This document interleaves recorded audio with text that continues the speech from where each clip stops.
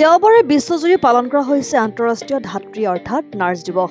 ডিব্ৰুগড় চহৰ hotel garden ট্ৰিটত এক গাম্ভীৰ্যপূৰ্ণ অনুষ্ঠানত পালন কৰা হয় এই আন্তঃৰাষ্ট্ৰীয় নাৰ্ছ দিৱস। ডিব্ৰুগড়ৰ প্ৰায় শতাধিক নাৰ্ছে অংশগ্ৰহণ কৰা অনুষ্ঠানত নাৰ্ছসকল তথা ফ্লৰেন্স নাইটিংগেলৰ অৱদানক স্মৰণ কৰে। উল্লেখযোগ্য যে সমগ্ৰ বিশ্বতে 12 মে'ৰ দিনা উদযাপন কৰা হয় নাৰ্ছ তথা ধাত্ৰী দিৱস। উক্ত অনুষ্ঠানত সেৱাকৰ্মী ভাগ্যশ্ৰী বৰা লাহনৰ দ্বাৰা বৰগীত পৰিৱেশন কৰে। সেৱাৰ হৈ আদৰণি ভাষণ প্ৰদান কৰে আলতাফ হুছেইনে। সাধাৰণ সম্পাদক সেৱা অনুষ্ঠানৰ উদ্দেশ্য আৰু সেৱাৰ উপসভাপতি আৰফান হুছেইনৰ বৃদ্ধ যত্ন প্ৰদান কাৰ্যসূচীৰ ওপৰত সেৱাৰ যাত্ৰাৰ বিষয়ে চমুকৈ বক্তব্য ৰাখে। IIE আৰু NECৰ দ্বাৰা সমৰ্থিত সেৱাৰ বৃদ্ধ যত্ন প্ৰদান কাৰ্যসূচী সম্পৰ্কে চমুকৈ দেৱজনী ডেকাই বক্তব্য ৰাখে। অৱসৰপ্ৰাপ্ত এয়াৰ মাৰ্শ্বেল অঞ্জন কুমাৰ গগৈৰ দ্বাৰা অৰুণা বৰুৱাক সম্বৰ্ধনা জনোৱা হয়। খুব ভাল, আমাৰ 2011 চনৰ পৰা আমাৰ ৰেছপন্সটো খুব ভাল পাই আছোঁ।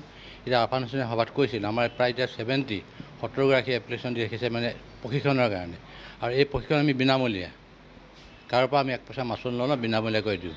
বৰ্তমানে আমি চৰকাৰীভাৱে একো পোৱা নাই যদিও আমাৰ লাষ্ট আজি 12 মে' সমগ্ৰ বিশ্বতে বিশ্ব নাৰ্ছ দিৱস হিচাপে উদযাপিত কৰা হৈছে।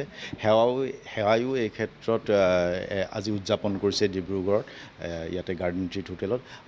আপোনালোকক মই জনাব বিচাৰোঁ যে সেৱাৰ অধীনত এল্ডাৰলি কেয়াৰ গিভাৰ্ছ নামৰ এটা প্ৰগ্ৰাম আমি ৰূপায়ণ কৰি আছোঁ 2011 চনৰ পৰা। ইয়াৰ অধীনতে 80ৰো অধিক এনেধৰণৰ নাৰ্ছিং সেৱাৰ লগত জড়িত মহিলাক আমি প্ৰশিক্ষণ দিছোঁ আৰু লগতে তেখেতসকলৰ প্লেচমেণ্টৰো সুবিধা কৰিছোঁ। এওঁলোকৰ মূল উদ্দেশ্যই হৈছে যে যিসকল মানুহ বয়োজ্যেষ্ঠ লোক ঘৰত আছে, যি শুশ্ৰূষাৰ প্ৰয়োজন দক্ষতাৰ সৈতে, সেই দক্ষতাৰ সৈতে তেওঁলোকে শুশ্ৰূষা প্ৰদান কৰি আহিছে।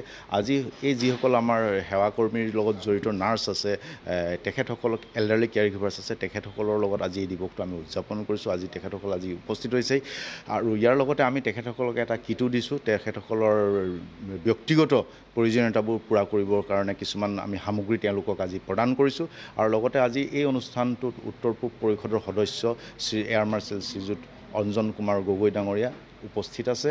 আৰু লগতে আমি এই অনুষ্ঠানৰ লগত সংগতি ৰাখি আমাৰ অসম চিকিৎসা মহাবিদ্যালয়ৰ নাৰ্ছ পাঠ্যক্ৰমৰ প্ৰশিক্ষক অৱসৰপ্ৰাপ্ত শ্ৰীযুতা অৰুণা বৰুৱা বাইদেউক সম্বৰ্ধনা জনাইছোঁ। আৰু তেখেতে ইতিমধ্যে আমাৰ বাবে প্ৰশিক্ষণৰ বাবে যথেষ্ট অৰিহণা যোগাইছে আৰু অসমীয়া ভাষাত এখন কিতাপো তেখেতে লিখি উলিয়াইছে হাত পুথি হিচাপে। গতিকে আজি তেখেতৰ এই বৰঙণিৰ বাবে নাৰ্ছ পাঠ্যক্ৰমৰ প্ৰমোশ্যনৰ বাবে আৰু ইয়াক সমাজৰ মাজত জনপ্ৰিয়তা কৰি তোলাৰ বাবে তেওঁৰ বৰঙণিক আজি আমি আন্তৰিক হৃদয় শ্ৰদ্ধাৰে আমি তেখেতক ধন্যবাদ জনাইছোঁ। অসম আদিত্য, ডিব্ৰুগড়।